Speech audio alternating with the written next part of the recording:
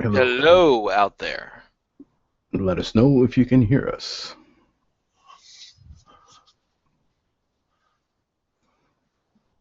And if not, I have to, I guess, pull that key again. I think I have it. Yeah.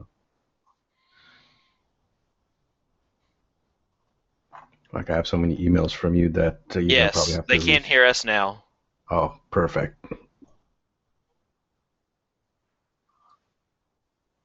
They heard me in sarcasm, so that's good. No, they Okay, want to. cool. It seems like they can now. Yeah. So what I was saying is that yeah, it's been a good run taking our TeamSpeak, what basically was our TeamSpeak chat and banter, and basically broadcasting it. Been nearly 6 months since I've been a part of it, and I've enjoyed every single minute of it. I was saying to having soppy moments with Cam, going to miss his moose and his grumbly voice, going to miss the house from Timber, and SOB is now going to pick up the Nerf mantle. He's hit the ground running with chemo, so any Nerf Hey, complaints, just go to SOB because he's seen the light sort of, and now wants the Nerf chemo site. So anyway, it's been fun, guys. So yeah, I'm never. It's not. I'm not going to say I'm never going to be back, but right now I can't fit it into my schedule. So yeah, thank you for those words, Oden. By the way. yes, for those most likely didn't hear me in the first part, Snipey has a new position and it will interfere with the schedule of the show. So, obviously, great news for him personally. And while it is a technical loss as far as him not being here on the show live, he will be here whenever we do a special edition, like say on the weekends or a different schedule. And he will definitely be making inputs behind the scenes as far as the notes and whatever we actually have going on as far as any show activities. So we appreciate it, Snipey. Thank you very much. Beautiful. I'm sure your husband will be very saddened that you're not on here to support him as much as So possible. yeah, that's why his microphone's currently muted because he's probably crying. But before all the tears, let's start. Let's get into this show. Let's go. Let's What go. do we got this? What do we got this week? Well, Quick shout out to our emergency role playing hologram. He is currently sick at home. He will be back next week. So, good shout out to him. Get better, brother. Get back into the game. we hear you, brother.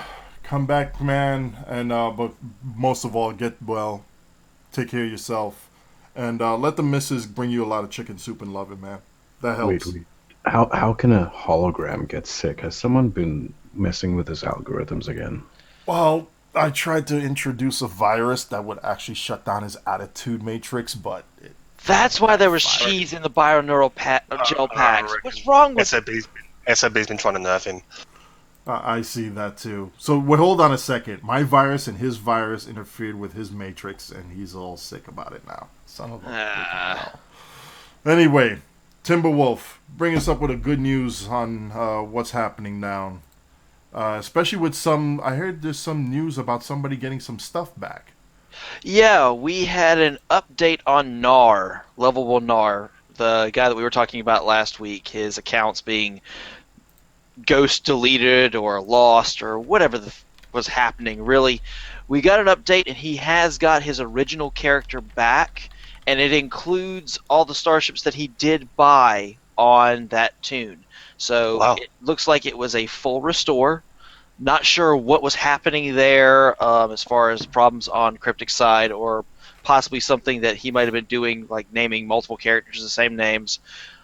We're not sure what all was going on as far as that, but the fact that he got his character back and he's got everything back, so it's not really a loss for him, is no less than a major achievement for him. And for someone who is just die-hard fan of this game, and even all of those troubles did not push him away from it, it's nice to see that he actually got back what he lost.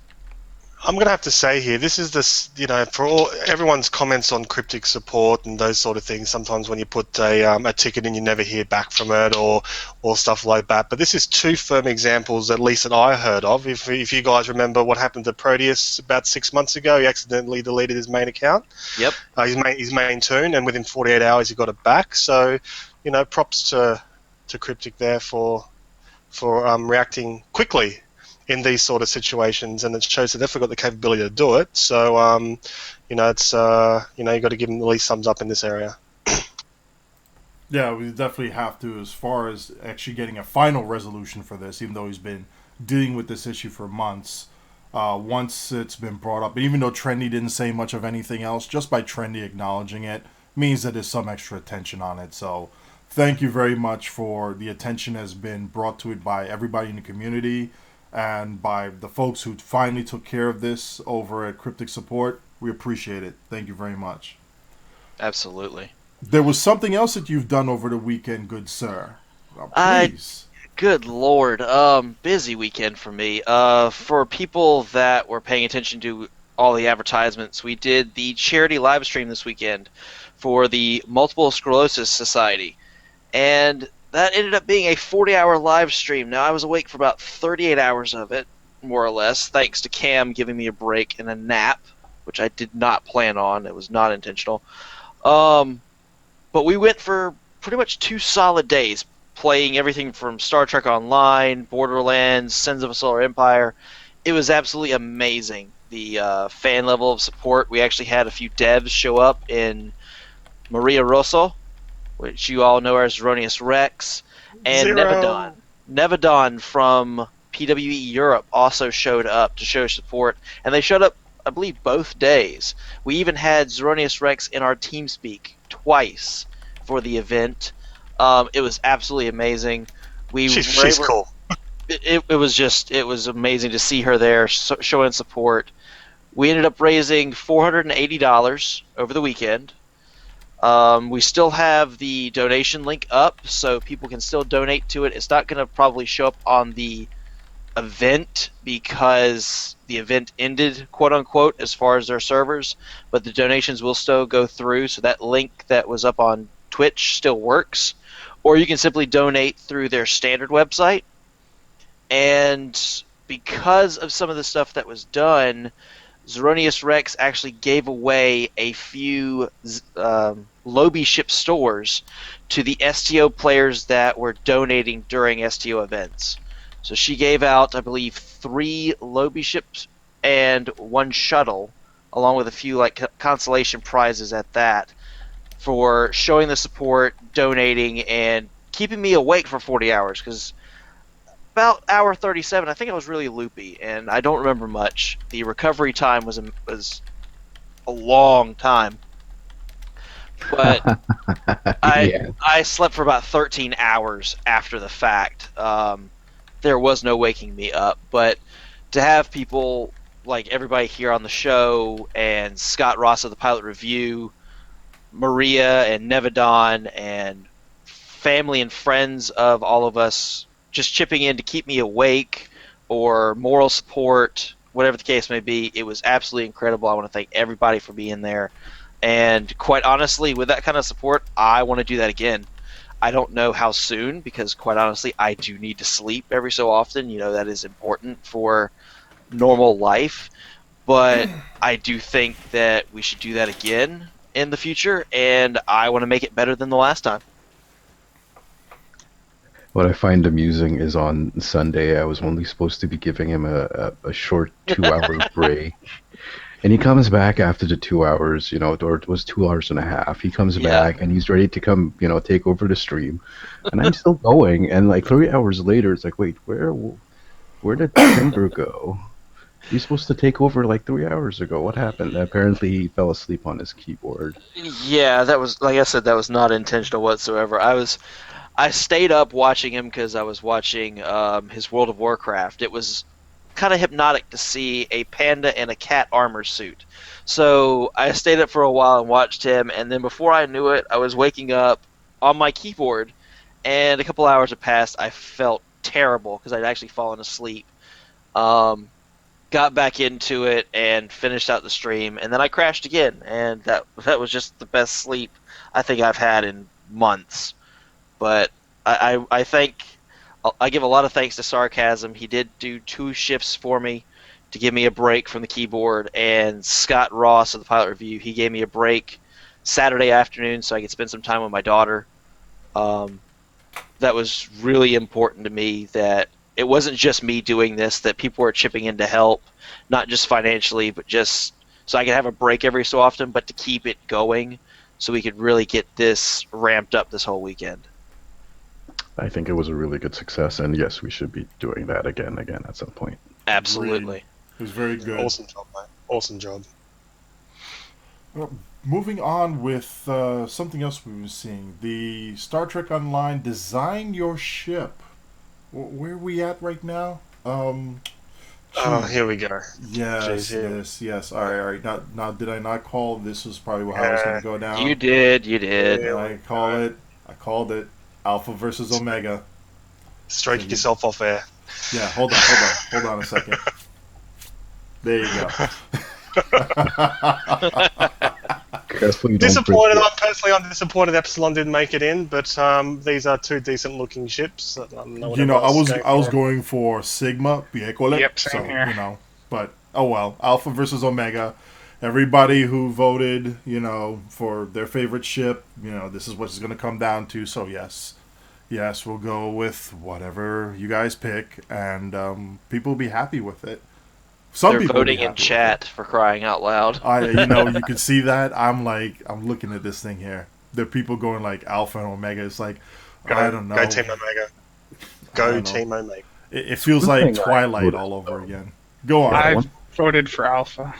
One thing I noticed looking at these two ships, the Alpha and the Omega, they look almost the same. So what the heck is going on? Yeah. They're very, very close to each other. I mean, they could be the same ship and just be like two different skins for the ship. They're so close to each other. And I think at this point they should probably do that. Just, screw the finals and just pick both of them and have them as two different skin. Yeah. That's a great call. Great call. Oh, absolutely. Agreed. So what do you guys think? Will either one of them start selling like crazy, or is it going to come down to what's coming up as far as stats and bridge? Stats. You and I are stats. We're stats here The for the stats. most part. But what about aesthetics? Seriously. Aesthetically, they look alright. They both look alright. Like, I know Spencer liked I know SOB liked the cheese cutter one at the beginning. But, we thank God we didn't end up with that one. But I think they both look all right. But Cam's absolutely right. They're very, very, very similar. And it just shows that in the end, as a collective group of players, we know what we like. We like Federation ships to be pretty close to their, to look a certain way, not be too outlandish in its saucer design or in its nacelle design. We know what we like. And the result that we're at now sort of reflects that, in my opinion. I mean, as far as the aesthetics for me, I think the one thing that stood out with me was Alpha for the mission pod attachment on the top, and that stood out to me as for a carrier because that could house sensor equipment and targeting equipment to triangulate targets between the fighters and the main ship. That was why I picked Alpha personally. I'm probably one of the. That ended up in the stats? That's the thing. True. Yeah. I'm probably one of the I don't know what you want to call it, the oddball here in this situation, where I want a ship that looked like engineers and generals or admirals sat down together and said, "Get me a warship that will be structurally sound and survive a battle." And I went with Sigma based off of that decision. But I'm very much war and design oriented. So no knock to Thomas the Cat and crew as far as designing all these ships, because they all look nice. I'm just coming in from the angle of if this thing was supposed to be real, could I bring this thing into battle? And Alpha and Omega, Sigma, yes. Epsilon, could be. So I just want to, in chat, our hologram just said, do you think the final two could have been different if the voting was done differently or still end up as Alpha versus Omega? Yes, if the voting system had been done differently, say a round robin system to start and then go with the league system that they have, it could have came out very, very differently. Probably have two completely different ships. Probably either Alpha or Omega would have been in the final, but we would have probably seen one of the more traditional Federation type ships come in there. as Trendy said, this is a toe in the pond sort of exercise. So I'm sure that the whole team there has learnt a lot from this process. So maybe that we'll see some revisions to the overall process the next time they do this sort of thing. So we've got to keep in mind that this is the first time they've done anything like this. Yeah, it'll So definitely we've be got a learning interesting when they process go all to the the. way. It'll be interesting when they go to the KDF or Romulan ones, whichever one is first on the list after this one. I want to see a mean-looking KDF ship. I want to see a battleship. I want to see something that is going to dominate the space, dominate the battle space. Just sit there and say, I am going to own this position, and nobody else is going to do anything about it. Really? Yeah. I would like a nice Klingon ship, something that looks like a pony maybe or a unicorn. Oh, sweet Jesus! Wow. Jeez. I Holy need Wow. I was expecting I need a something nice serious. Romulan ship. No, you know what? You know what? Honestly, they really need. They need a good science ship, a really Absolutely. good science ship, a faction-specific science ship that will play off of the strengths for each one of those factions. The devs have sort of addressed this before I can't actually remember where they said it. Was it in either Reddit chat or somewhere on the forums? But I do recall that the last time they did a Klingon science ship, which was what's it called? That box-looking thing. The name escapes me at the moment. Varanus. Yeah, I think they said that it's sold in single digits. So, but you give us the product that we want to buy. I think the pool of players on the KDF side is too small for them to put any investment into it. But I think they said they were going to look at changing this. Look at a tier 6 version of that science ship, but it wouldn't have a different skin. Apparently, all the development money is in the skin. They can go around and fiddle with stats and bridge officer stations and stuff like that, which you could probably beef up that ship to make it fairly decent stats wise, but it will still have that Varanus skin on it. So, as a seller, I don't know how it would go. I'm if they do thinking that. right now some months ago that they sort of said something like that. True, but I would think right now, from a business perspective, when you have an audience, right, who's just building up the hype for you, and say, hey, where's this KDF science ship? Where's this ROM science ship? They're building up the hype for you. They're building up the demand for it. I just think that advantage of it. KDF science players' numbers is the same as like torpedo people. It's like very small. Oh, about Very 200 to 300? Yeah, we're about that. You mean 12? No, 12. I think I thought no. the number was closer to 12. No. I mean, we even got like Ryan STO now joining us too. So, yes.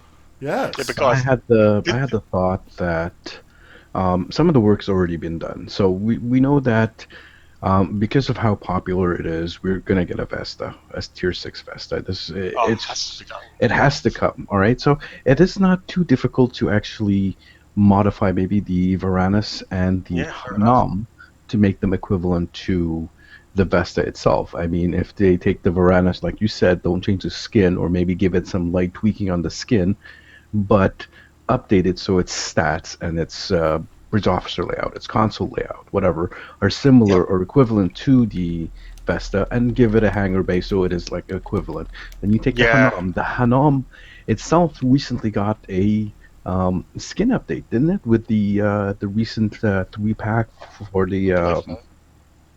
So yeah, the tier 6 hay packs came out, but it also included updates to the old hay packs and the Hanam and the Hafe. So there you have it. The Hanam is already updated. Throw on a hangar pet on there and make it a science ship equivalent to the Vesta, and release it as a 6-pack or a 9-pack or whatever, and you're good to go. I mean, who wouldn't buy a ship that's equivalent to the Vesta? Remember, the meme for so long was Vesta is Vesta. Love the Vesta. I tell you, I'm going to get it as soon as it comes out. It's my favorite science ship. I like it even more than the Wells. Well, leading up to the next topic here, now we're Which talking is about getting awesome. another ship. I believe we brought this up on the show a while ago. This is where we're going to pat ourselves on the back. We did a while back. So you're like, hey, good job, guys. Good job. People, you're getting a damn dry dock. Dry Hell dock! yeah!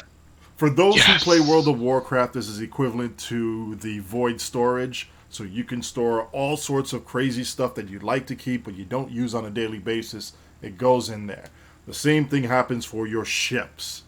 You get to keep your ships that you don't want to dismiss. They go into this location and they're going to sit in dry dock and they're going to get a nice polish once every 3 months and they're going to get scanned for, I forget what the type of particle it was around here, but it's going to get a boson sweep and it's going to get nice interior leather and it's beautiful stuff. Your ship's going to be kept nice and neat and safe while you go blow up stuff with all your other ships that are active. So if you want to rotate them in and out, you can do so. Along In with layman's keeping terms, it- you don't have to ditch your lockbox ships anymore. You can, if you need the ship room, you can park your lockbox ships. That it's basically irreplaceable unless you spend EC or Lobby to get it again. And this is a fantastic quality of life improvement. And yeah, very it does. much You so. do keep the mastery points for what you earn. Going off of the blog, you get to keep Really? mastery point. You get to keep any mastery points earned on it while it's in dry dock, so you don't lose that. The only thing that gets quote unquote lost when it goes into dry dock is the costume is reset to the basic form, and the equipment is taken off the ship and sent to your inventory. But you keep all your mastery levels, so you can max out the mastery level on a starship. Put it in dry dock, you don't lose that mastery level at all. So my question for this system is, how many slots do we get with it, and do we need to buy any? There will be additional to purchase. Apparently, you do get a. They have not given a set amount. It's the wording is a handful upon release, with subscribers and lifetimers getting many more by comparison, and then additional dry dock slots as needed. Which I could see this definitely as somebody, especially if someone has maximum ship slots already, then this helps them keep even more just on the side.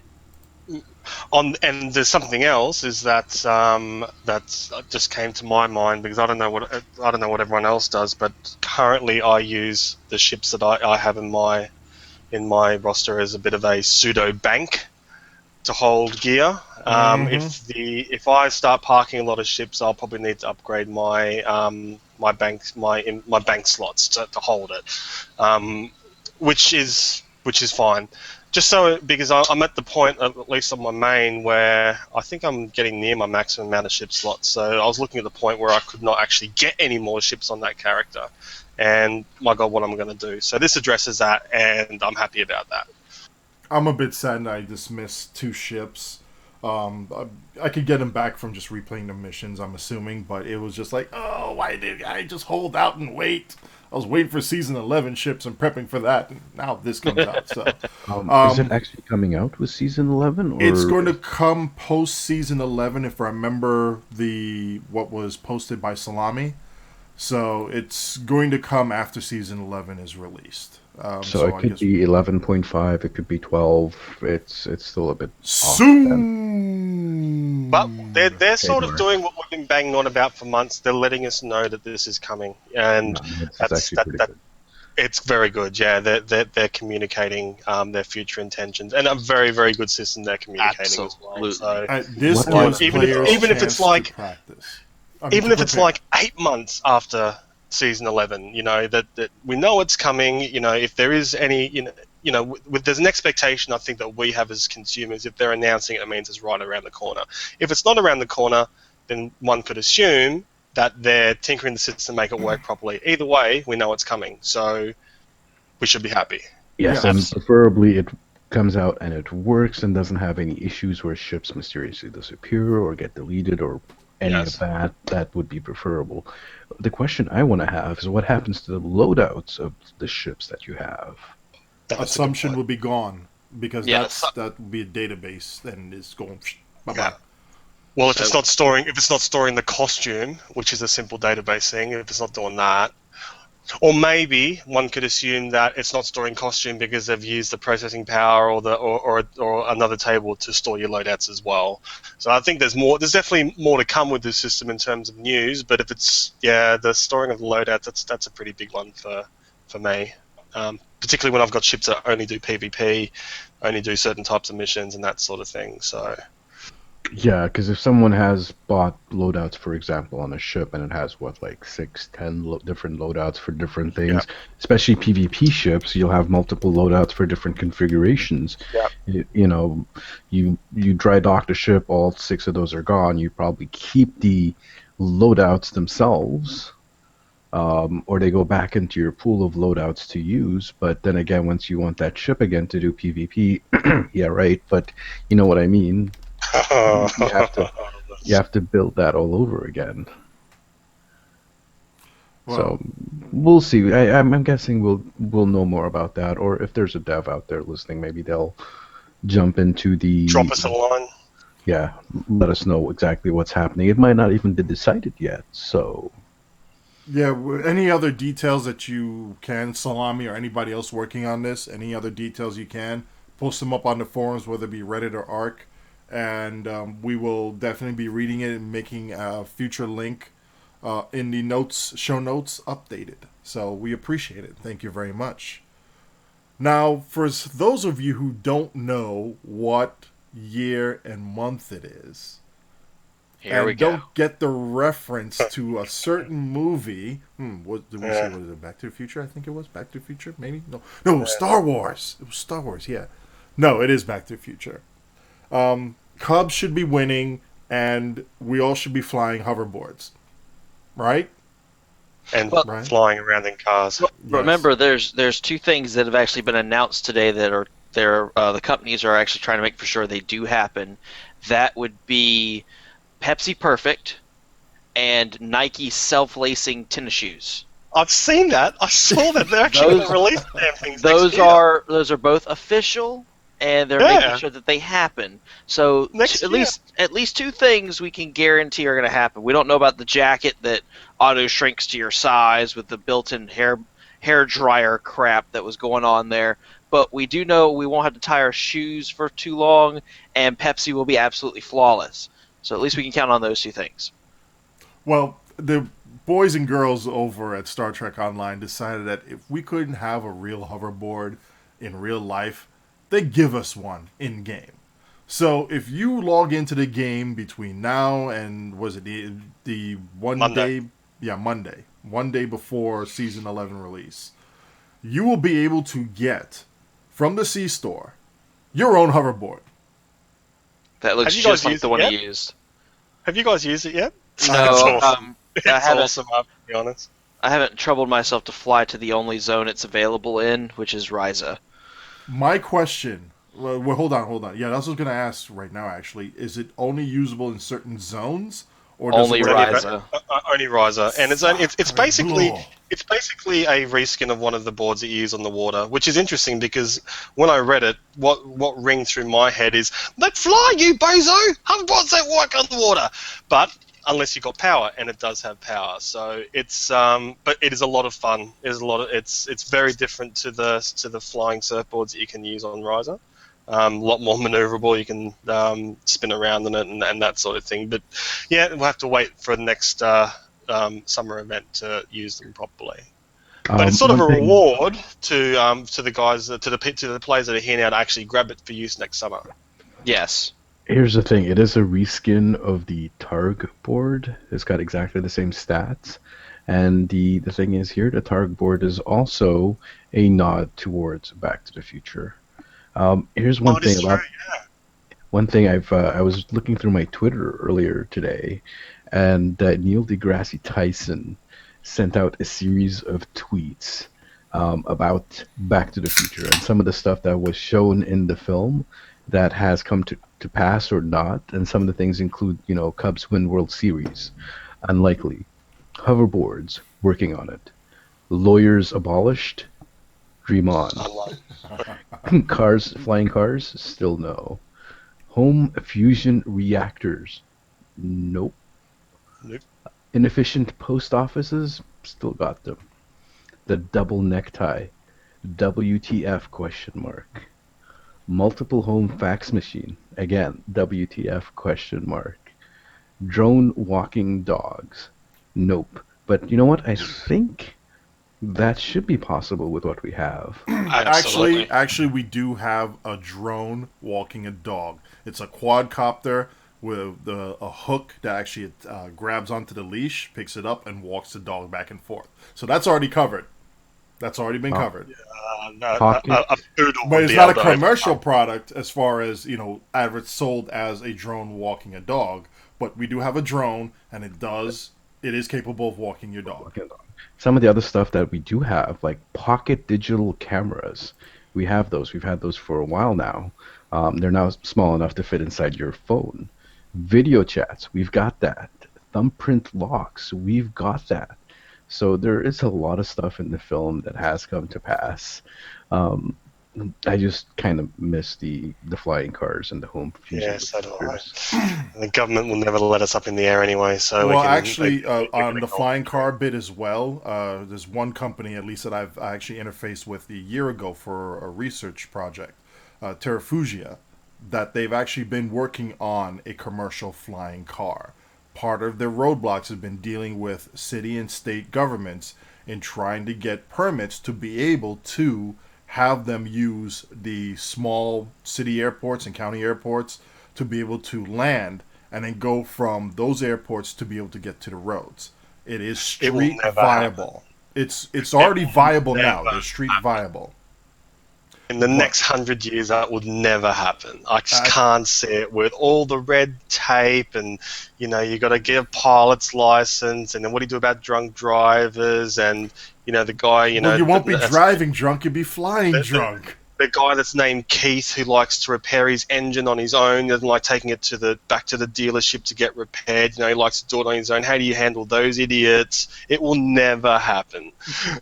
Well, that depends. I'm pretty sure very soon you won't even have to drive the cars. I mean, there's self-driving cars out there. Even Tesla Motors, one of their latest or the latest software updates to their Model S allows the Yeah. car to drive itself, and that's just They're even released doing that with big rigs now. They're showing big rig tractor trailers that will drive themselves. Well, see here in what Australia, there's the big holes we've got in the ground here from our mining boom. There's trucks that are being controlled from 3,000 miles away, and some of them are even automated. So, the big trucks that take all the ore out of the ground and drive them to the shipyard. It's all automated. So the technology's here already. Yeah. Yeah. Indeed. See what happens with Star Trek when you start going through this whole science fiction thing? You're like, let's see if we can make this work. And they go ahead and do it. Oh, So, and you know Exactly. what? We forgot something that we need to talk about a little bit later on in the show. okay. Well, you remember Something- it and jot it down.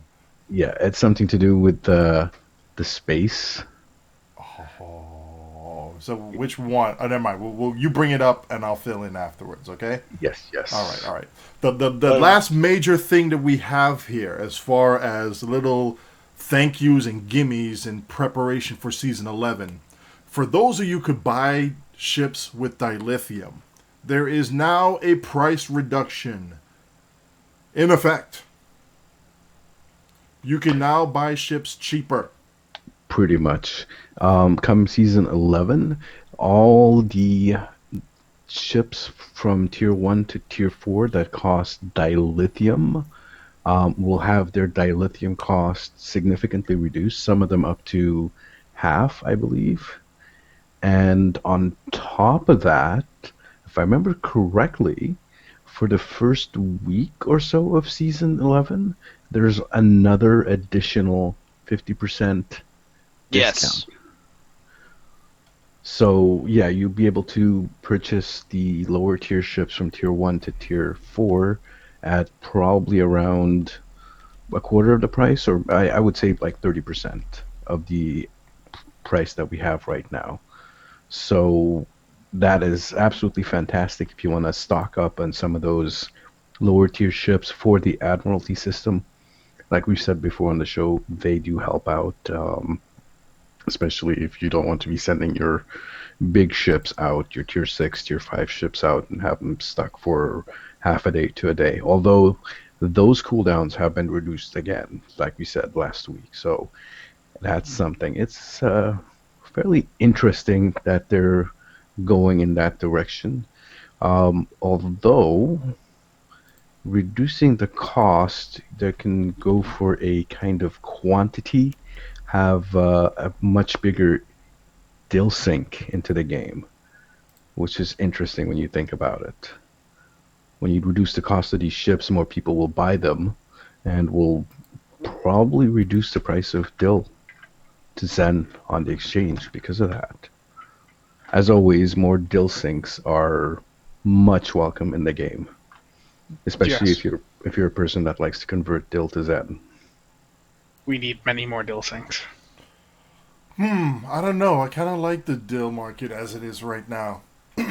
Again, I'm the oddball anyway, so If you're a person that likes to convert Zen to dill, yes, that's another story altogether. yes. It's good. It's good to be the king. What else we have coming up here, real quick, before we get into some of the other bigger topics here? Oh, the triple maintenance and release notes. This means a lot of things are getting fixed and getting Absolutely. preparation for season 11. So, what's the big highlights you want to take out of the notes here? Um, I'll take over the task force reputation aspect of it because it's something that I've been playing with. They're adjusting the damage potency of the four-piece bonus power for the space set. They've adjusted the three-piece set bonus to call shield emitters and slight increase in potency, which the three-piece should be the addition of a drain of shield power to you with your weapons. They've increased flow caps and reduced inertial dampeners on the deflector, so they are really pushing the flow caps as far as shield and energy drains with this set. But what I see is they've done some torpedo modifications on the sets. They've added a plasma category to plasma emission, particle emission plasma transported torpedoes. I'm assuming with the transport warhead abilities. They've added that secondary torpedo launchers now fire plasma torpedoes when those powers are used. And they have changed the power category called by Elanchi transported torpedoes to tricobalts, where originally they were simply labeled as photons in their category. So they've corrected that, which those are going to be interesting little changes to the sets. Mm, mm. All right. You know what? I said on Reddit I would spare people from my rant. I'm not going to spare you guys from my rant on this. Oh boy. If they're going Oh, to shit. fix Here we go. transport warhead, that is an intel ability. It's very high ranking as far as intel abilities go. If they're going to fix that, fix it to actually do decent damage at the start. Okay, I mean, I get it if you want to go to, like, level 20 content and use transport warhead. That's great. That's spectacular. But could we get something a little bit more, I don't know, on par with at least boarding party, in order for it to be viable in this game? Please? Or how about demo teams? Can we at least get it to the level of demolition teams before we start fixing it with other torpedoes? Wait. No. Demolition teams is absolutely useless. Let's not go there. Let's actually get it somewhere decent where it can actually have an Look. effect. I'll tell you the scale of it right now. If demolition teams is absolutely useless, transport warhead is just below kinetic magnet, and kinetic magnet is 14 levels below absolutely useless. Fair enough. Okay, I would rather run boarding party and demo teams than transport warhead and kinetic magnet. How would you fix them, Odin? Yes, please tell us. Okay, one for kinetic magnet, ditch fragile. Fragile is like the silliest thing in there. Put a timer on it. 10-second timer, or whatever duration you want for it. It attracts slow moving torpedoes and increases the speed of them, as well as, this is the debuff on the target for X number of seconds. Treat it like a new version of attack pattern, but it's viable as far as making slow rollers move faster to the target. That would make intelligence useful for a torpedo boat as far as kinetic magnet is concerned. As far as transport warhead, delete it. Just completely delete it from the game. Get rid of it. Replace it with something completely new. It's not so much that I don't lack the creative something, the creative chutzpah to be able to fix it, but it is so silly from a game standpoint to be able to beam a torpedo through the opponent's shields onto their ship and then wait for it to detonate. Wait. Why do we have to beam it through their shields when they already pretty much go right past the shields? They don't. You remember the only way to stop a torpedo? Shields. Right? Just get rid of transport warhead and be done with it. Save yourself the time and energy. Put something else in its place. Ditch it.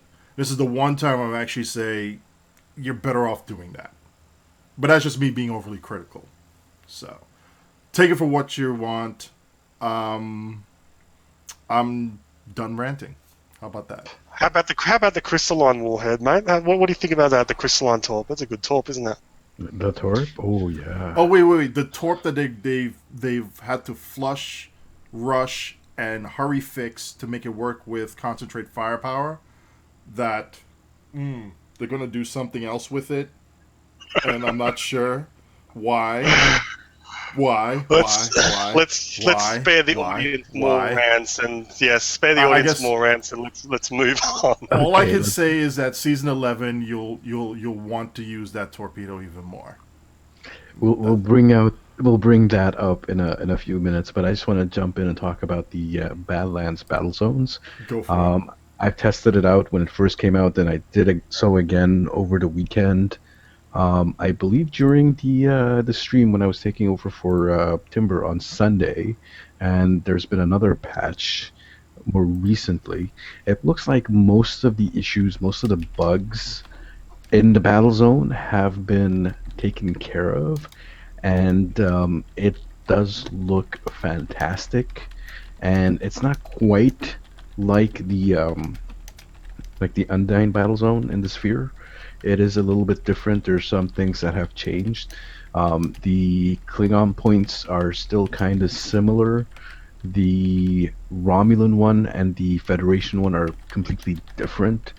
There are some tricks in there that I'm sure the devs are giggling over.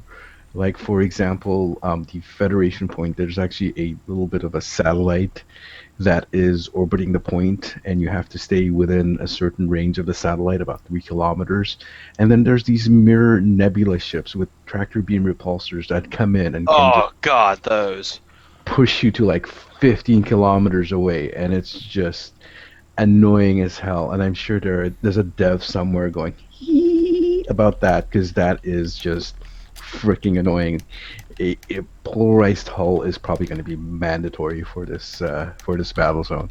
There's other little things. How much skill have you got in your inertial dampeners? Would that help? Because my inertial dampeners on my main is at like 6 points or something like that. I will tell you this: for people who have a lot of engineering slots, make sure you run aux to inertial dampeners. You'll love yourself. And polarized hull will help a little bit, but the actual immunity to tractor beam repulsors is either polarized hull or attack pilot team. Dynamic. Yeah. Pilot team does that as well? Alright, and pilot team as well. So, apart from those, the inertial dampeners doesn't negate it, it just reduces it a little bit by a certain amount, depending on how much inertial dampeners you have. There's a couple of other things that they've done to the battle zone, such as the ISS Enterprise. Under the note says much tougher. Notice they put in 2 muches in there.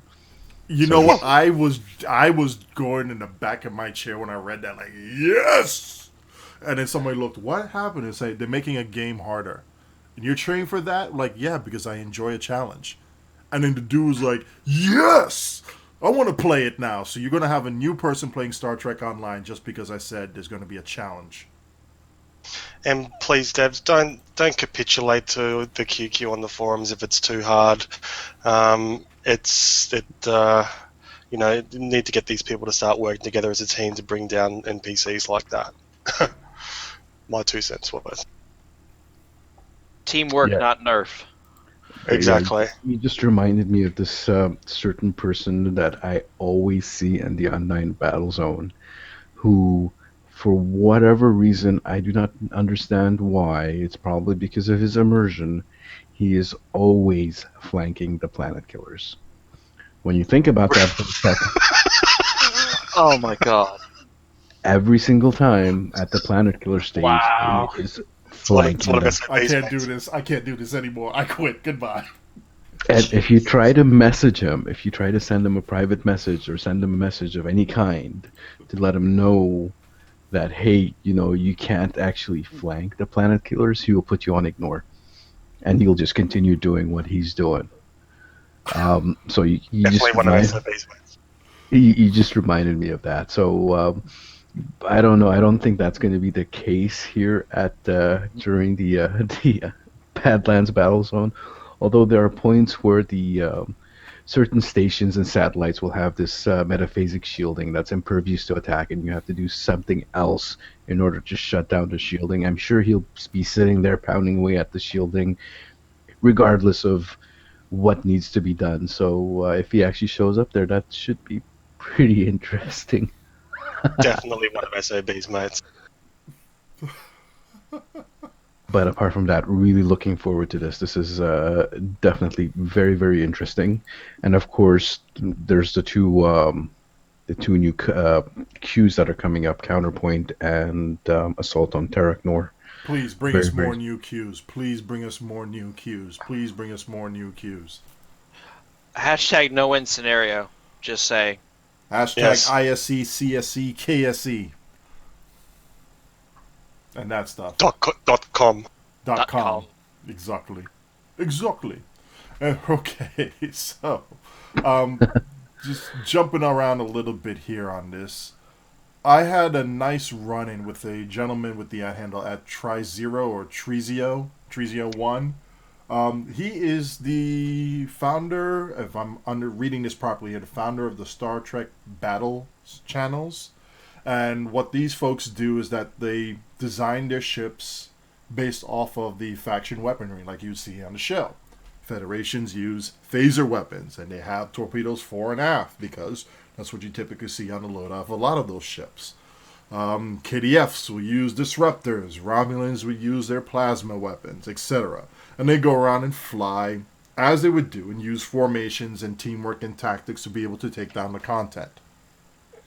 And we just start talking on a one-on-one basis on this, and then he gave me a good idea on something, and then I bounced it around with him for a while, and he helped me improve a little bit upon it. So this is our concept idea that we brought over to the Reddit STO builds thread, and we put the tag on there for any quote-unquote canon builds. It's one N, that means as seen on the show. You would put an STB tag preceding the title of your build. And so we want to do a build loadout, and we'll see if we can bring these things into advanced and elite queues and let them be successful. So And- this is very Go. interesting, Oden, because as some of you guys would know, that I tinkered with a Canon. It was basically to show the importance of piloting over gear. About 5 or 6 months ago, on my Federation Tactical, I undusted my Sovereign, and I crafted 7 phaser beam arrays, and I just took the first 7 that came out. There was a couple of accuracy 2s and a PvP damage here and that sort of thing, all very rares, and they're all Mark II. And I put the Mark 14 wide-angle quantum torp on it, and I thought, let's see how far I can push this without any lobby consoles or any embassy consoles or anything like that. In ISA, let's see how far I can push that DPS wise.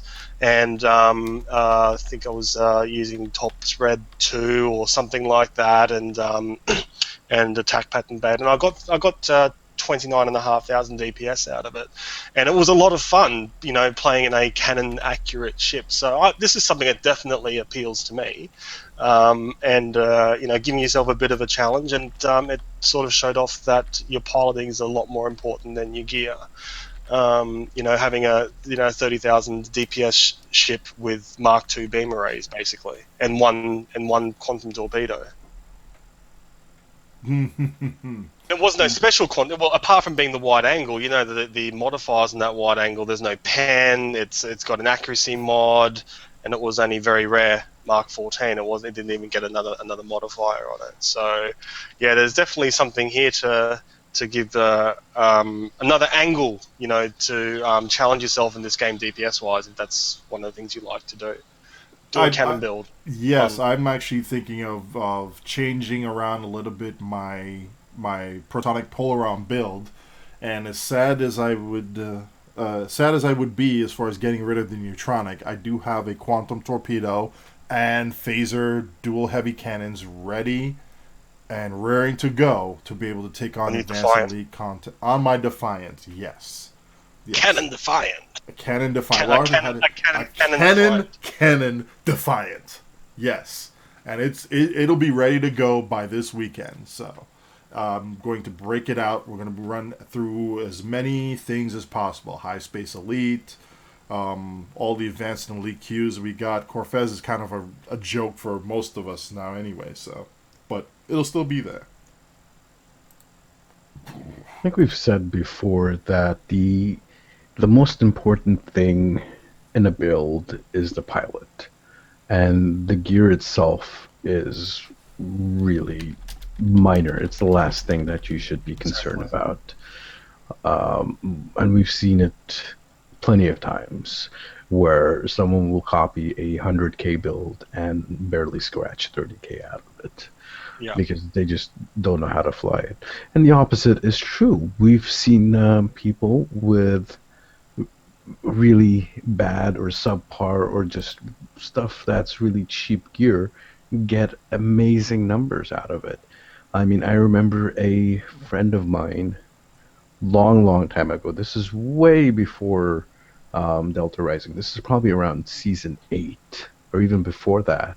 He got a scimitar. He equipped it with white gear, Mark 10s, Mark 11s, all the way through. Every single item on that thing was white. And he got it to 20k DPS, 20-something K DPS. White's got no modifiers on at all, does it?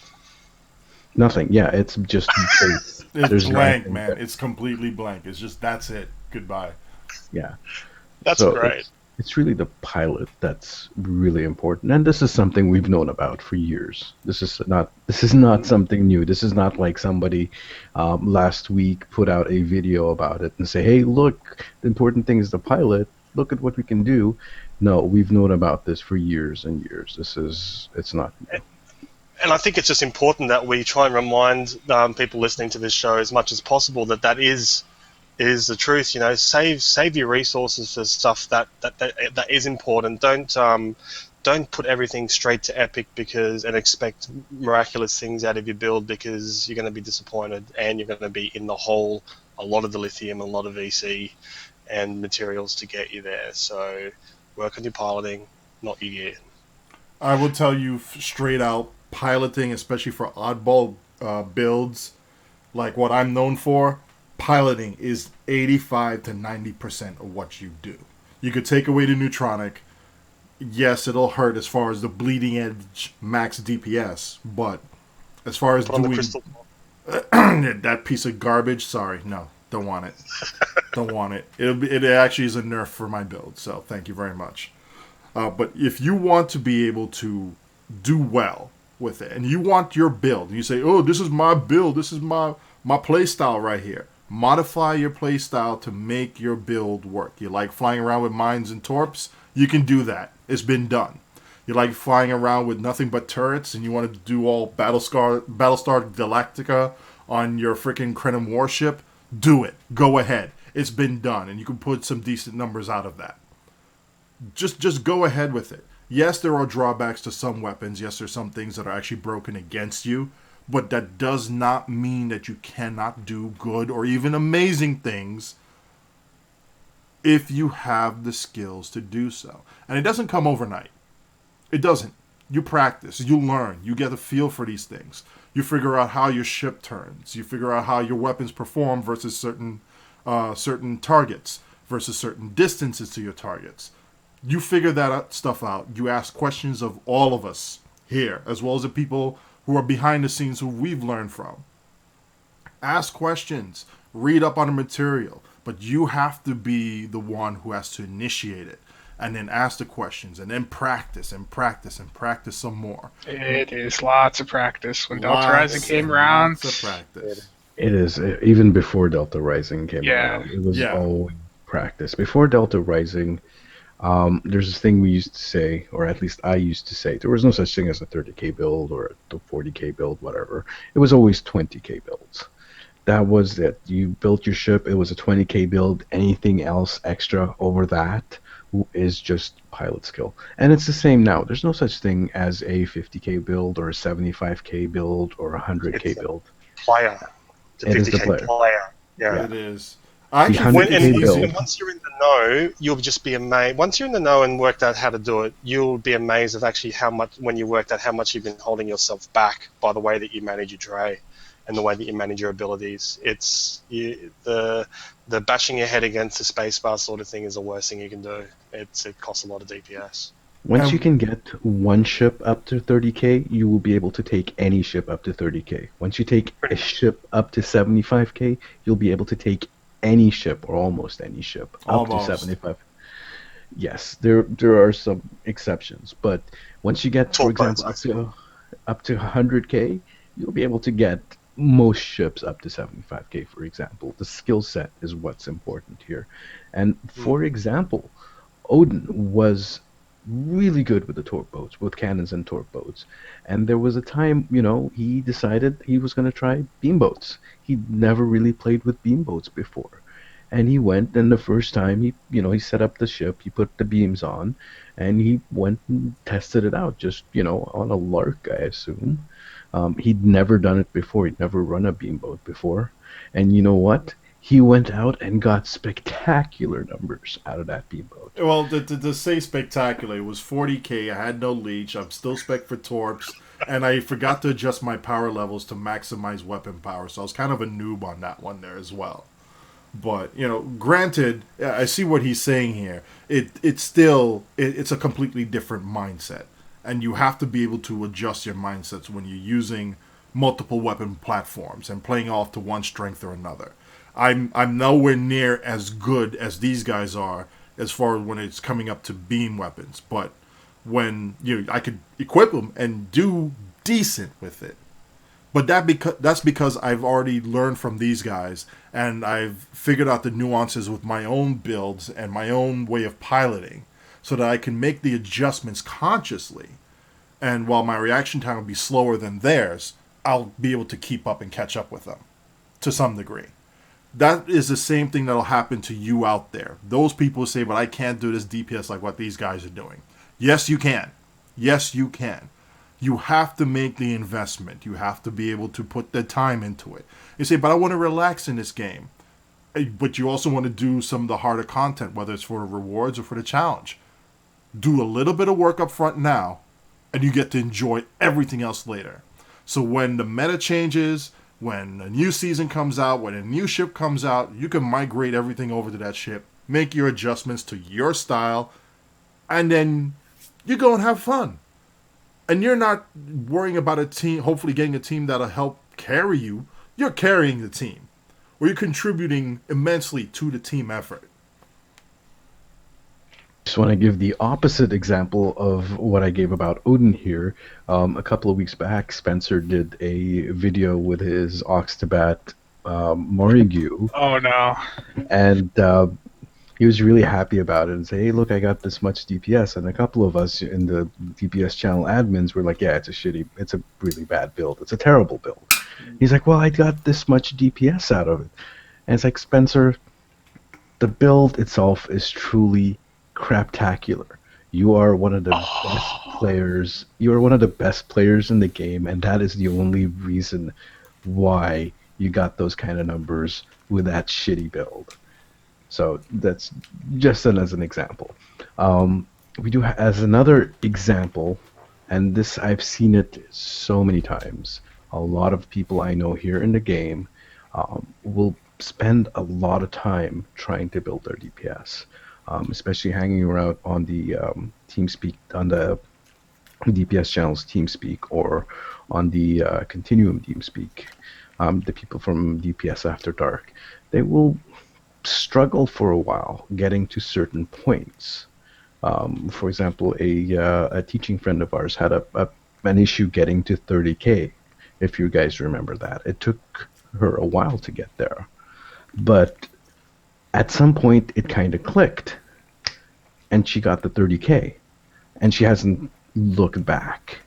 I remember for myself, long time ago, just around when season 8 was released, I spent a month or a little bit over a month bouncing off of 29.9k DPS, 29.8k DPS.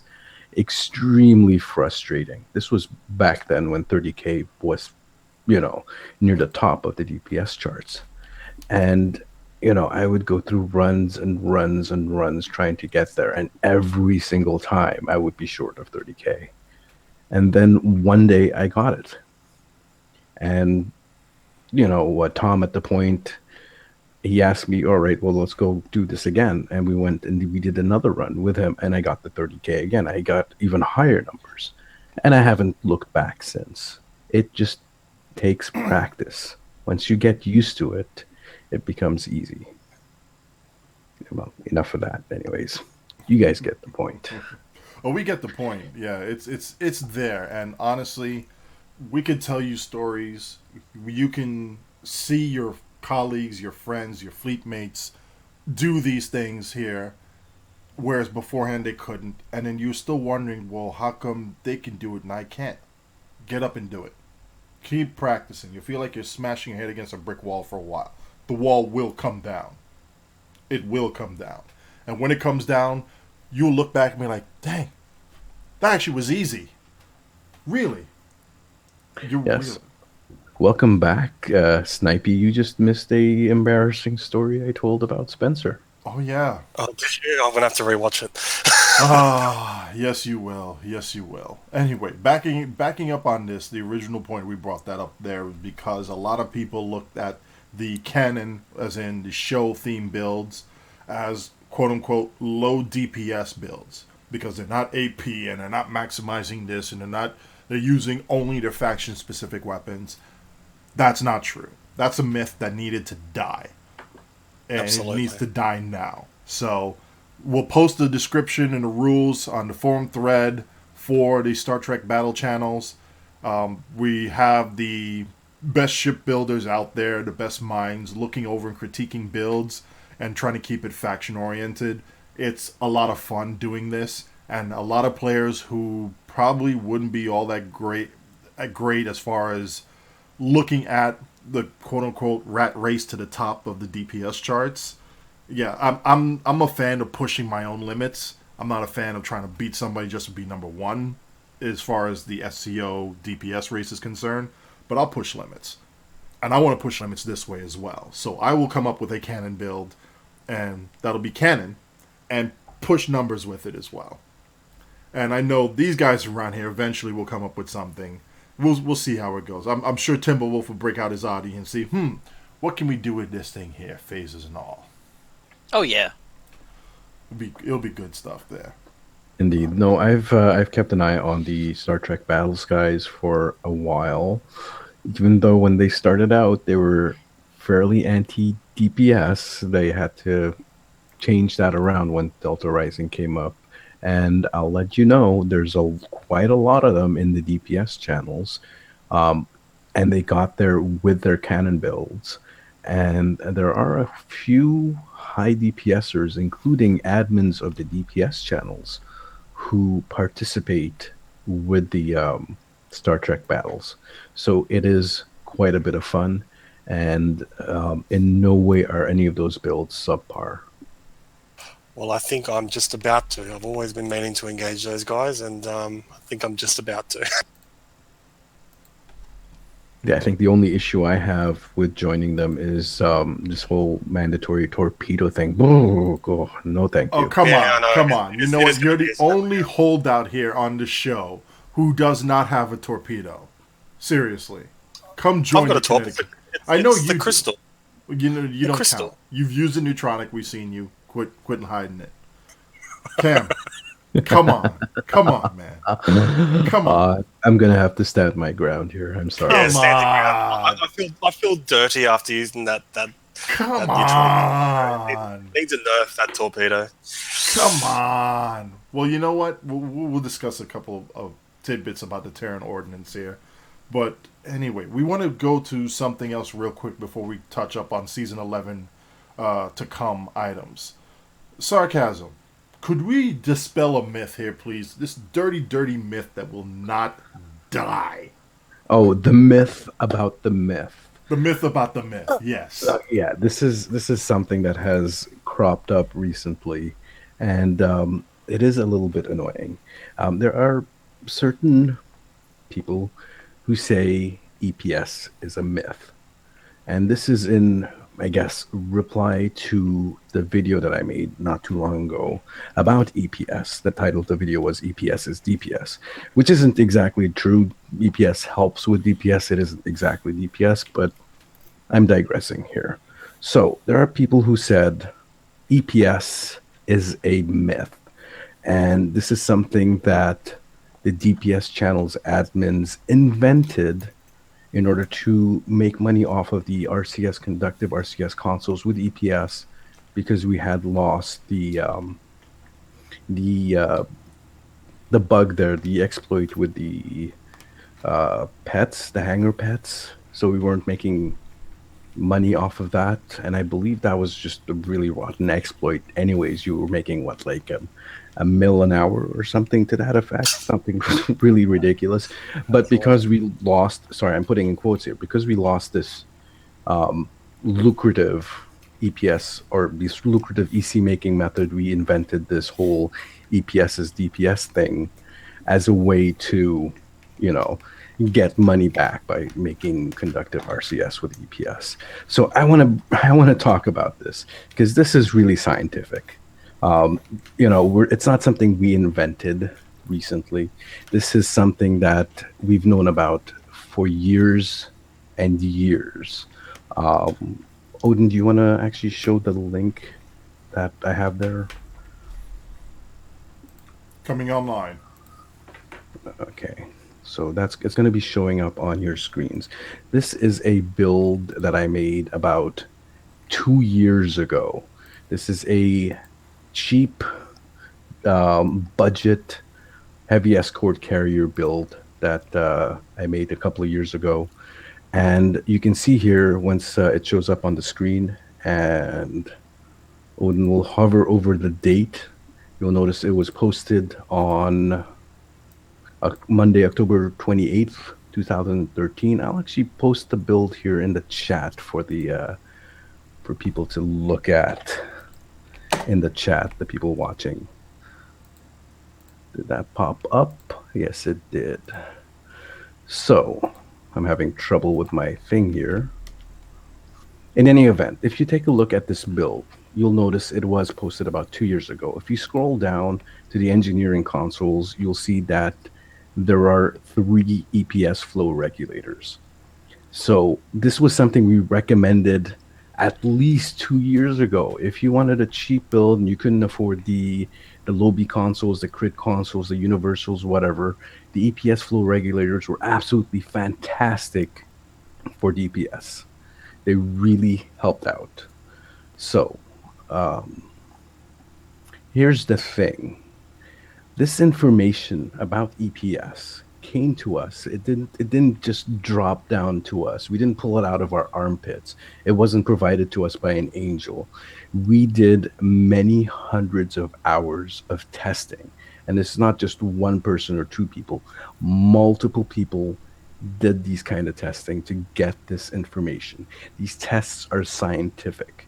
You can reproduce them. Anyone can reproduce them themselves. You can go out and you can add a EPS console on your ship and you can actually see the results in your weapon power system. The thing is, EPS is hard to explain and it's hard to understand. So if you've ever seen my EPS video, go watch that video and then go out and try to explain it to someone out there. Not so simple, right? It's practically impossible. But we've had to do that for years. So I decided, you know what? I'm tired of explaining this. I'm going to make a video. I'm actually going to verify everything. I went to several people in the process of making this video saying, these are the results. This is what we know. Let's verify this. Can we verify this again? Can we double check this? Can we triple check this? And, done in a way that is understandable. Now, here's the thing. I did not profit from this video. I did not profit at all. All I got was one free Imperium Crenum ship from someone as a thank you. Like, here, thank you very much. I made 400 million or more from, selling these consoles. Here's a free ship. I actually managed to sell 2 regular EPS consoles, the ones that you get as a drop from different missions or whatever, for a grand total, stupendous amount of 40 million EC. That is what I made from this thing. Now, usually I tend to recommend, because of the price of the conductive RCS and even the exotic particle exciter consoles, to use the regular EPS consoles. They do Absolutely. the same thing. They're not too expensive to upgrade. You usually get them as whites or greens or blues, whatever. Every once in a while, you might find a purple one, upgraded to Mark 14, upgraded to ultra rare if you want. You don't even have to do that far. Very I rare is believe- good enough. Very rare is like 90%, I believe. So Yes. just about. And use those instead. They're, you get them for free practically, and you throw in like 10 to 20k dill to upgrade them, you're done. One thing we've had problems with, and we've talked about this on this very show multiple times, we've brought this up to the devs, is the lack of ability to craft these consoles, the EPS flow regulators, in the crafting system. And we've brought this up. And now that we've brought this up, it's actually being fixed. Come season 11, I believe it's on Tribble right now. The ability to craft these regular EPS flow regulators will be arriving on holodeck come season 11. So when that shows up, the prices of these consoles are even going to go down even further. So there you go, just to show you, we've actually fought and requested the ability to craft these consoles, the cheaper ones, to undermine the cost of the conductive RCS instead of actually making a profit off of them. Now, here's the other thing. A lot of people have seen improvements from improving their EPS.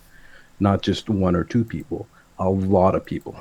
Now, I will tell you, literally hundreds of replies, many hundreds of replies I have gotten in regards to that video. People who have tried it out and improved.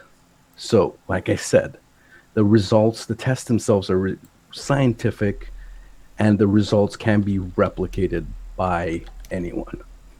Now, not too long ago, a few days ago, one person in the DPS channels told me that they had taken their power transfer rate from like 200% to 400%, which I think is from 10 to 20 PTR, I believe. That's correct. Yep. And then he said, well, I saw no difference. And the people who say EPS is a myth are, well, look at this person here. They upped their PTR and they didn't see a difference. And my question is, what's the sample size? How many runs did this person do to say that he actually didn't see a difference? Is it 1 run? Did he do 1 run and say, hey, look, it's the same DPS. This did nothing for me. Or did he do multiple runs? When I come out and say, hey, this ship is a 100k ship, it's after I've done, at least 12 different runs on it.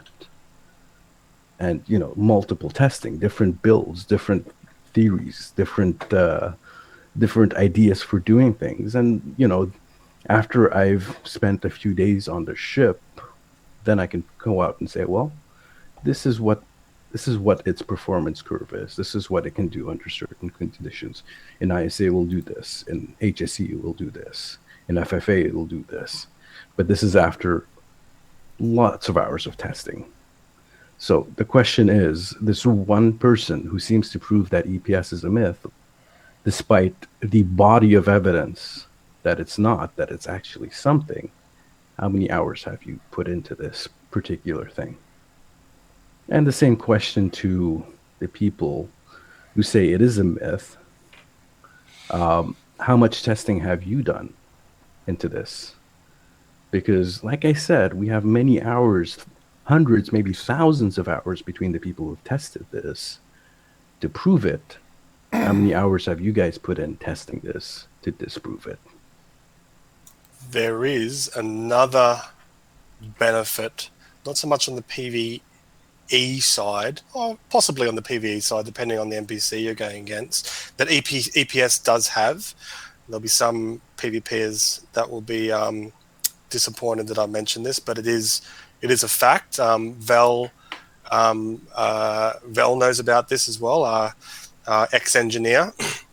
High EPS is a very, very. If you PvP and you are being assaulted continuously by a bunch of drain builds using Tychon's Rift and holding you down, high EPS will negate the drain on drain abilities purely by having such a high recovery rate to your power levels. Any drain that occurs from a Tychon's or a neutronic torpedo will recover very, very quickly. It's almost, the higher the EPS, it's almost like you're not getting drained. You'll notice a momentary drop in power, but then it recovers very, very quickly. And if you recall, Oden, when you and Spencer were taking shots at me a couple of weeks ago now, and Spencer was asking me, do you notice the drain? I was saying no, because my EPS score was in the mid-20s there. It's not a very genuinely known fact. People naturally think that that your the skill, the power insulators is a drain negator, and I think to some point it is.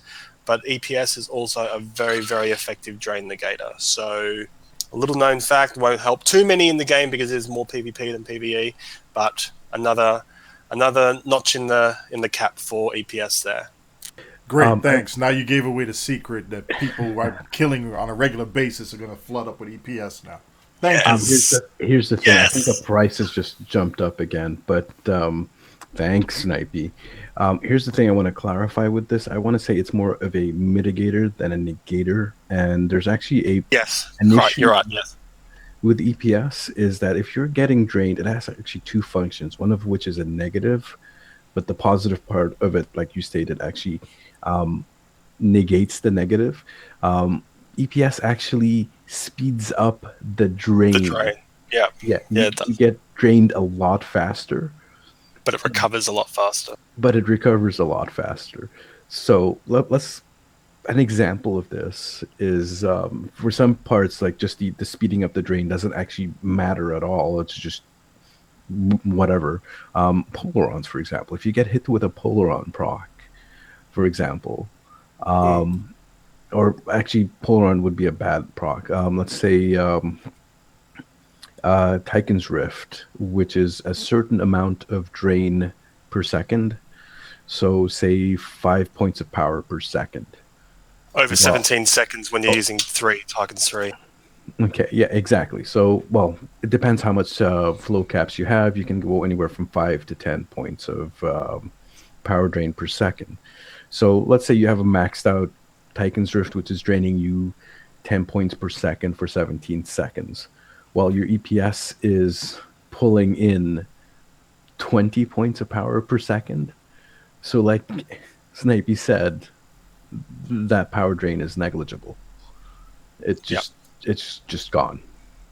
But in any event, I've talked enough about this. Yes. Real quick. Now that we have, excuse me. Now that we have the EPS talk here, I'm sure that's one of the things we want to bring forward to in Season 11, especially with all these extra flow caps coming into the Terran, what do we call it now? Terran munition set, space set, or just a Terran set in of itself with flow caps, and we're going to add on EPS on there. You're going to see Supremacy and Leech builds out the wazoo. They're only going to get better at this point here. Is there anything else that we need to prepare for as far as Season 11? What do we need to do or have ready or be good to walk in with once Season 11 drops? That is a really good question. That is a really I'm good going to have question. to be honest, I have not played any of the Season 11 content yet. So I'm going to have to stay silent on this one. Well, just give us a good idea on what to bring with you towards a new expansion. I would say make sure you have a free ship slot, an empty ship slot, or two, just so you can reclaim some ships and fill up your Admiralty system. Yes. I am really looking forward to the new reputation equipment. Some things from the space gear, as well as some of the stuff from the ordnance set. Heck, even some of the stuff from the ground gear looks really, really interesting. Looking forward to that as well. We will be fighting Terrans a lot. And I think the Mirror Universe is just the side quest here. I think there's another quest going on with the main villain for Season 11, if I remember correctly. I think there's been a little bit of obfuscation here. If I remember correctly from Las Vegas event, they said that with Season 11, we're going to have a main villain and we're going to have a side story, which is the Mirror Universe. So while we're here focusing on the Mirror Universe, we've forgotten that it's the side story. There's going to be something else coming up. Interesting. Indeed. Remember, we haven't heard anything about the featured episodes coming out, or we've heard very little about them. And we've heard nothing about the new lock boxes either. Mm. There's But in that. direct answer to Oden's question, since I don't know if many of you guys out there are used to fighting against phaser builds, but if you are being onslaughted by a lot of phasers, it can be death by phaser procs. So if there are people out there that haven't gotten some of the Iconian gear yet that starts up your shield system or your engine system when it gets taken offline, highly recommend that. Otherwise, you will could find yourself stalling or have shields offline from phaser procking a lot, and that's pretty much the only thing I could recommend when going against a phaser build. Funny you say that, because most of us in the kinetic community are already prepared for the Terran invasion. 12 year? Because, well, no, all 200 and some odd plus that are actively running this specific set, where we have 3 hot restarts to your weapons, to your shields, and to your engine, where any of those get knocked offline and you could be a dead duck real quick. But thanks to the 2-piece for the Iconian core and the Iconian shield, will take care of your weapons and your shields. And then the advanced Mako engine will take care of the engine hot restart. So you're not a sitting duck. You will have your weapons back, and you will have your shields up for defensive capabilities.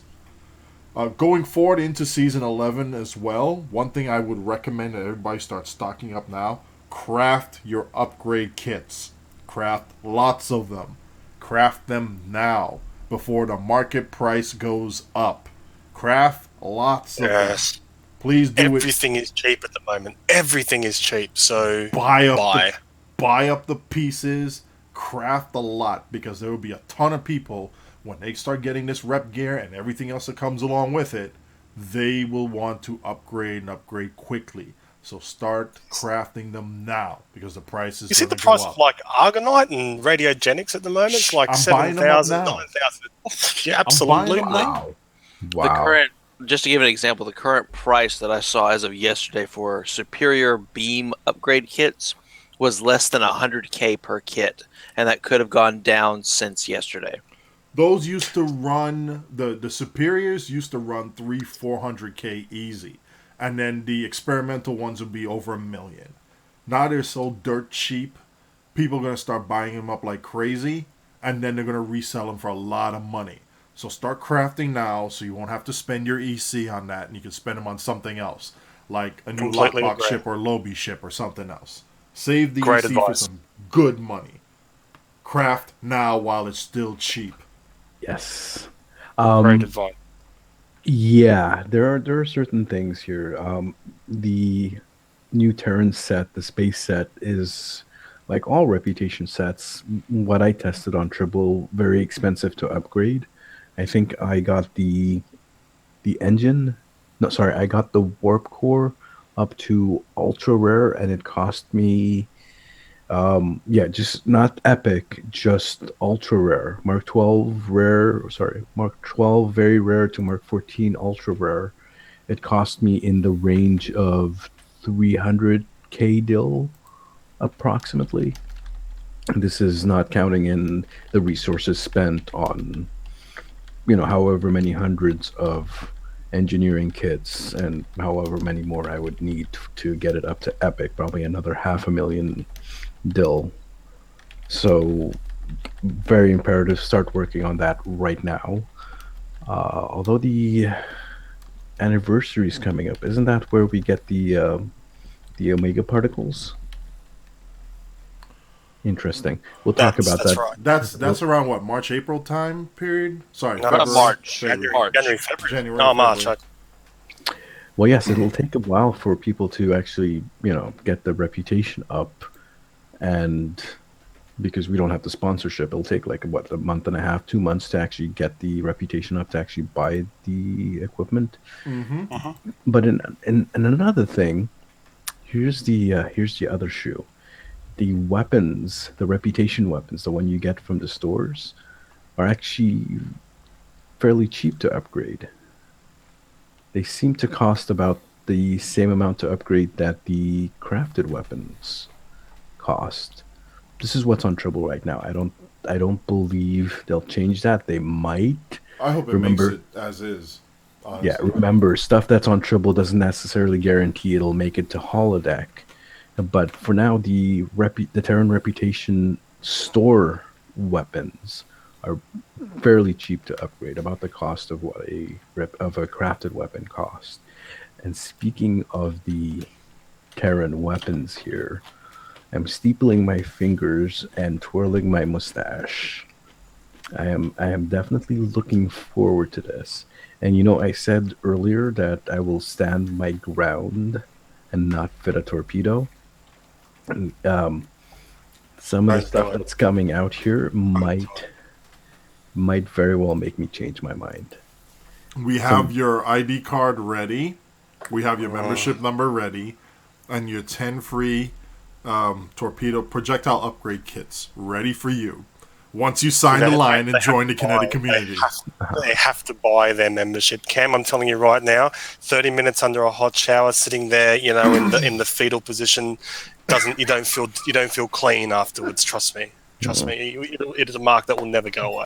Well, in the past, I used to run the gravimetric torpedo for certain pin and spike builds for, say, No Win and Azure Nebula and stuff like that, and I had a little bit of fun with the grav torps.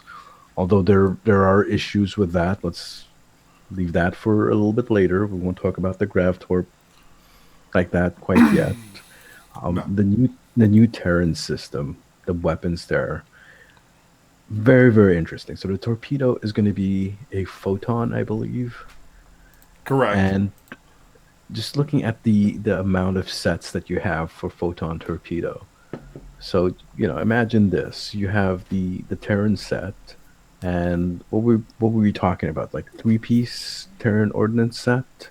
If you're going for a full-on torp boat, that the whole Terran munition set will replace the protonic arsenal set. That'll be the gravimetric, the experimental proton weapon, and the console that goes with it. You can probably run 2 piece of the protonic arsenal for the photon boost. the photon damage boost.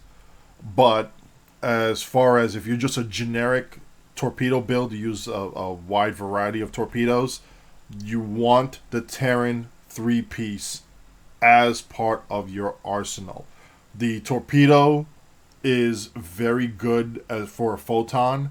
It also does more damage the less the hull your target has. So the damage scales up as your target decreases in health. It's reminiscent of one of the traits. So that's Indeed. rolled into it. And the beam array does the same thing. Is it the two pieces like a beam and a turret or something along those lines, or a beam and a You'll have an energy weapon, whether it be a dual heavy cannon or an array. You have the right? torpedo, and then you have the console. Now, Yes. the console for any torpedo ship, you want it. Hands down, that is a must have. If you can get that first, snag it. Because it reduces the global cooldown. That's the global refresh cooldown. That's the one that after you fire a torpedo, all your other torpedoes go on this 1.5 second cooldown. It cuts that down a bit. That is so annoying. It is stupidly annoying. It's a mechanic that could be removed completely, but for whatever reason, they want to keep it there. But Yes. this console helps remove it. You also have the withering radiation procs from both the torpedo and the energy weapon. Now, withering radiation is radiation damage, but it does, I forget what the actual stacks does when it builds stacks, and I have not toyed around with the withering radiation. Goes up to 5 stacks, and each time it procs, it adds another stack. And when it procs, it fires off all the stacks as well. So it is interesting. Yes, it's more radiation damage on top of a disruptor, on top of everything else on there. It's nasty. It's very nasty. And the weapon itself, the energy weapon itself, has the same effect that the torpedo has, in that as the target's health decreases, it gets a significant damage buff. Very interesting. I mean, this is interesting enough. It's a disruptor weapon to maybe pull out all the anti-proton tactical console locators and put in my plus beams in there just so I can fit this one disruptor weapon. I mean, I'll put that one disruptor weapon in with my anti-proton set and live happy just with that one weapon. But then again, here's the thing. So we're talking about the Terran 3-piece system. You can add in the counter command 2-piece. So probably the torpedo, and heck, you can probably go for the counter command 3-piece. So the torpedo and the two consoles in there. Yes. And then on top of that, add in just the protonic arsenal 2-piece, the torpedo and the console on top of that. And you have, I'm just going to say, spectacular torpedo boat. And that's with just like 3 torpedoes in there, and just go to town with that. And they're all photons as well. So you can have maximize photon builds that way. You have the counter command multi-conduit energy relay, which boosts radiation damage, which boosts photon torpedo damage. And you'll also have your other TAC consoles that work with that TAC console. Then the 2-piece for the 8472 rep would be a Cat 2 bonus damage, 7.5% if I remember correctly. 7.5% bonus damage to phaser and disruptor weaponry. So that's a Cat 2 7.5% extra damage to all of your disruptors if you're going to run a disruptor torpedo build. And then the turret on top of that, yeah, you're going to get the 5-kilometer AoE spread with the incubation on there. But here's something. What if you have the withering radiation proc, incubation which procs the radiation damage, counter command which boosts that, science ships with a secondary deflector with, what's the secondary deflector that does a radiation proc, or does a proc on damage whenever you do radiation damage? Typically, the best one is inhibiting because it procs off of gravity well and scramble sensors, which typically does. It is typically a nice combo for science builds. So you get radiation procs off of that, then you get your withering radiation, your disruptors, and then scaling as your target gets weaker, those weapons get stronger. I see Plus with nastiness. Plus, with those builds, they also like to use particle emission plasma torpedoes because the plasma burn does count as a theta radiation, so that does get boosted as well. Indeed. So I think the point we're trying to make here is that we can probably see a shift in the meta, possibly towards photon torpedo and radiation builds. Entirely possible, even if it doesn't actually become the standard meta. I foresee people actually making these builds and making them work. And I'm actually toying with the idea of running them myself. It's You're a weak man. A KDF cannon, withering, disruptor, build, tear munition set. It'll be cannon. On a Burrell. Nah, not a Burrell. Go with a heavy cruiser. How about that? That'll be nasty. That'll be very You've changed. nasty. You've changed, Cam. You've changed. Cam, welcome to the kinetic community. I was here before you were here, man. Like I said, I was there long before you were. You've changed. I'm going to thumb chest on this one here, but that's great. This is great. I want to see what you come up with, though, because I know you and your sneaky catness. You will definitely come up with something sinister, and we will laugh as your targets are destroyed in front of your presence. Haha. So there's one thing. There's that other thing I was talking about a little bit earlier this evening, Oden, which is the I forgot what the NASA agency is, which are looking towards this one star that seems to be dimming. Oh, yes. Well, you're talking. Well, SETI is a separate entity. It used to be a NASA entity, but it's not anymore. It's their own private entity now. But the you're looking at Kepler, and the data gathered from Kepler Yes. was pointing on one specific star, and they've seen this constant dimming of light coming from this one star, and it's coming in a way to say this thing has to be massive, and it's not a planet making a transit in front of the star, because they've seen one of the ways we can tell if a planet is transiting a star is using the light, and if we see a slight dip in the light, we can tell, okay, there's an object moving in front of the star. But the other part of it is that we can actually see the star wobble or precess as something with mass is tugging on the star. Like right now, Earth is tugging on the star and moving it a little bit. It's if we were using the same technology, like say on Proxima Centauri, a planet on Proxima Centauri, we're looking at Sol, our sun. We can tell that it has 8 planets that are tugging on it, and we can tell the mass of all those 8 planets if we looked at it long enough. And we can see that Earth has approximately this mass based off of the tug on the star. Well, after Kepler's, the people who were looking over this data went through and said, okay, we can account for the wobble for all of these bodies here except this one. This one is not tugging on the star as we expect it to.